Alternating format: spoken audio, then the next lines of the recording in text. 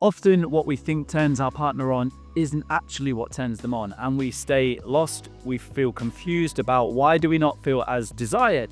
There's a part of us that feels like I want to feel wanted again. I want to feel connected to you again. I want that spark to be back. And the reality is today, things feel like they've kind of lost a bit of life. Feels at times more like friends living together, and like there's this void in intimacy, a void in the spark. And quite honestly, it feels a bit depressing.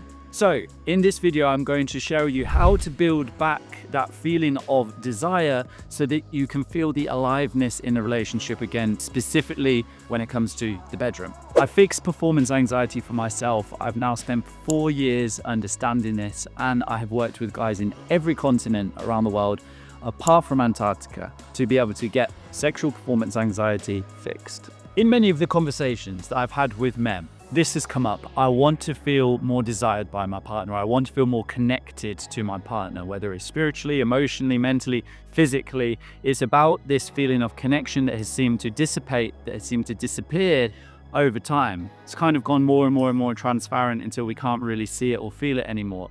But there is this lingering memory of how things used to be, the attraction, the magnetism, the level of romance and intensity it felt like there was together at points. And it's no wonder that we want to get back to that, because it feels amazing and a relationship feels alive, right? Sex represents life. Literally, sex creates life.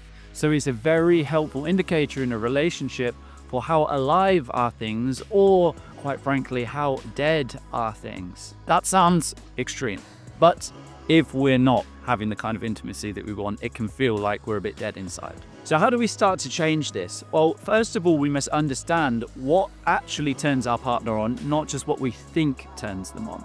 Often men fall into the trap of thinking what turns our partner on is similar to what turns them on.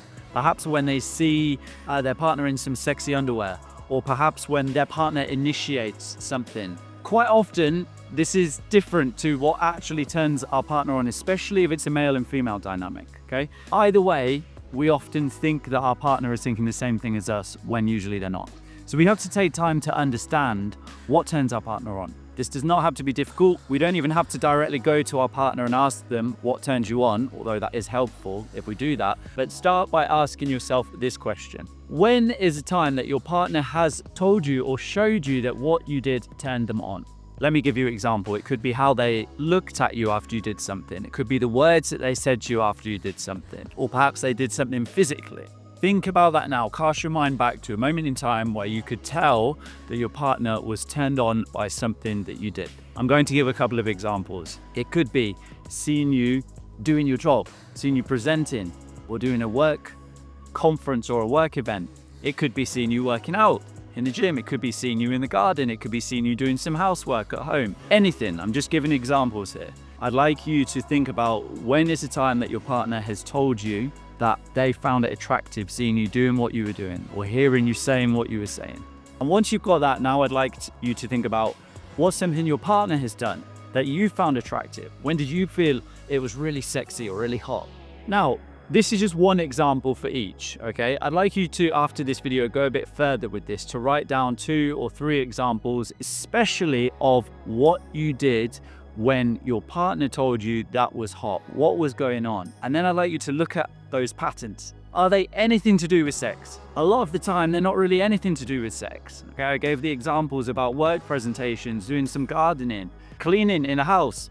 Each of those are nothing to do with sex. And so you see how we can jump to a conclusion that, oh, I need to be looking really good, or I need to be initiating, or I should be doing this, I should be doing it X amount of times a week. We create these things in our mind, either based on our own stories or quite honestly what we see in porn, and we think that's what we should be doing to turn our partner on. But it's much deeper than that. And the fact is, our partner has already given us feedback in past situations of what turns them on, and we actually need to focus on doing more of that as opposed to doing more of what we think turns them on. Okay, so I would love to hear from you in the comments of what reflections you came up with. What did you do that turned your partner on? Share it with me. I will respond with you below. And if you like this video, hit the subscribe button so that you can get the latest brand new videos and tools as I share them.